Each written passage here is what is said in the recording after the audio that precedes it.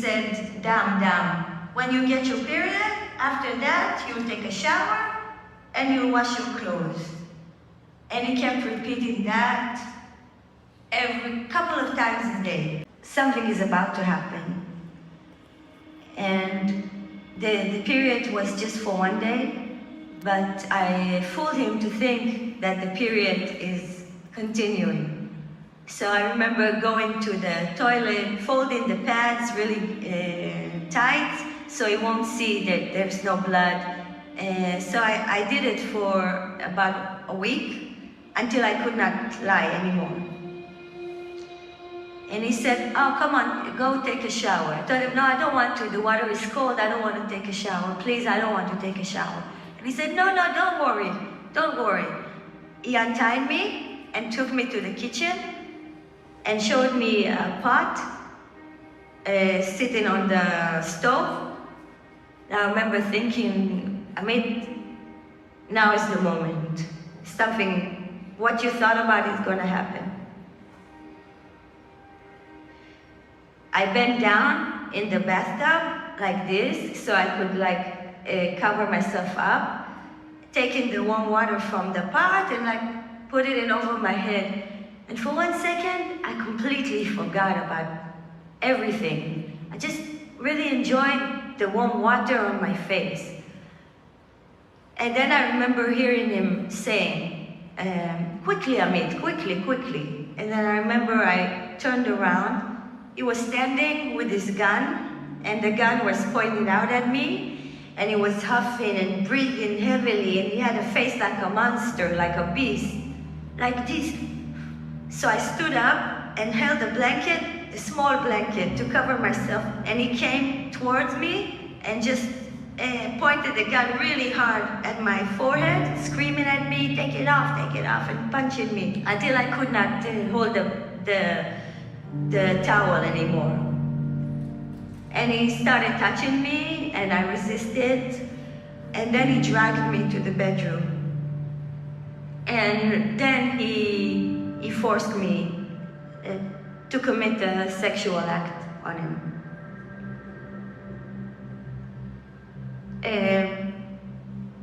And I remember the entire time I was thinking, Amit, okay, you knew it's gonna happen. It's really happening.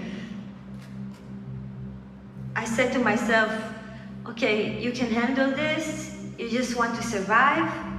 You need to survive. Your mom, your family is waiting. I just concentrated on that instead of what's really going on.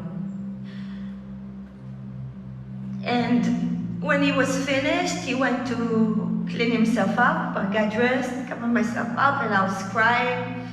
He came in and he told me, I'm good, Amit, right? I'm good? No, I'm no good. No, I'm good. I'm your friend, right? Remember, I could not look at him. I looked away. And then he got really mad. He closed the door, and I was in that room in complete darkness. Then he came in again and asked me, food? I'm good, right? I'm good, food? And I realized that if I say no, he's gonna punish me again. So I said, yeah, food. And that's the worst part. That I'm completely dependent on him, completely dependent on the guy who just forced me to do what he forced me to do.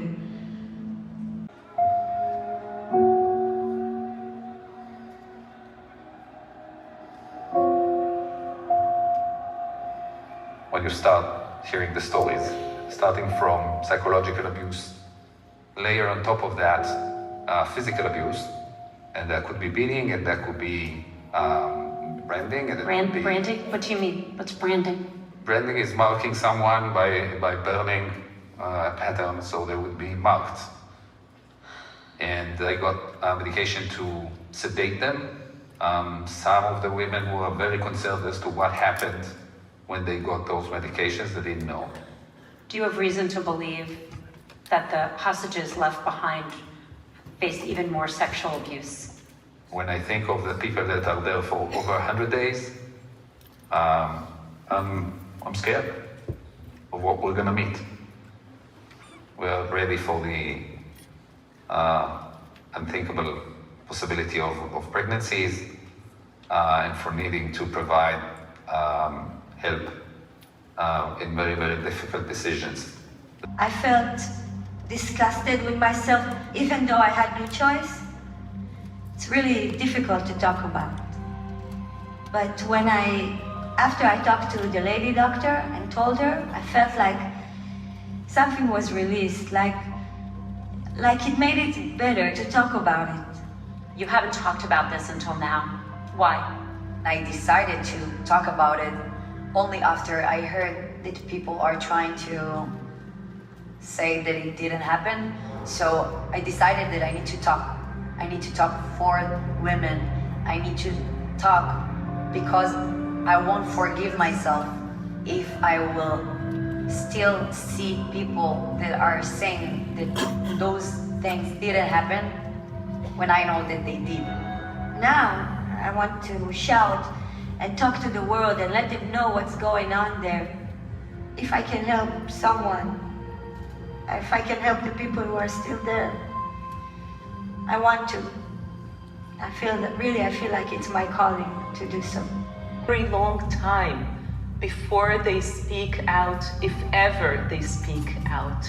We may never know the extent of the sexual violence because these women were silenced. So every one of us, women and men, must speak up for these women and say, we will bear your story, we will bear witness for you. You will not be forgotten, and what happened to you will be told.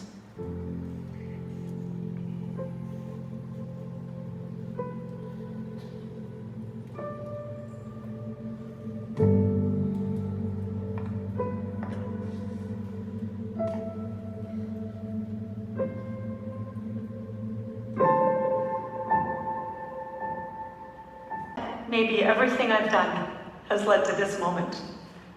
Why? Why do you feel this way? You know, I've spent a lot of time in my life advocating for women, and it felt like this was a moment where we needed to be really honest and direct about what happened. Rape is never acceptable.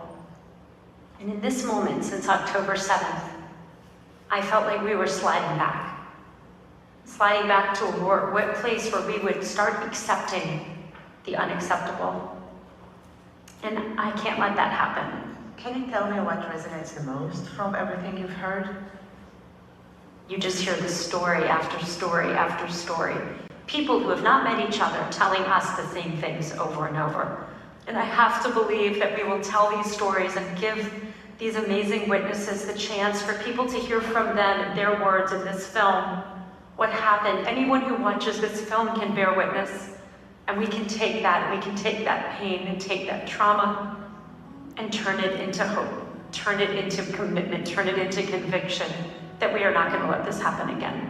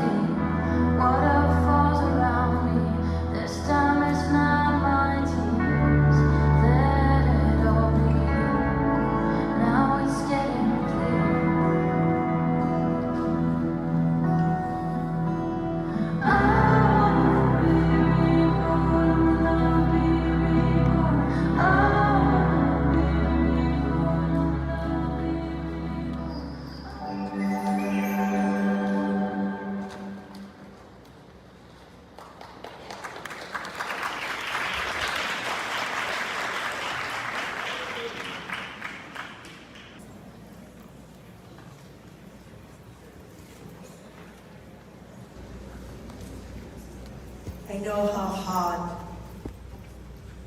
it's been to watch this film.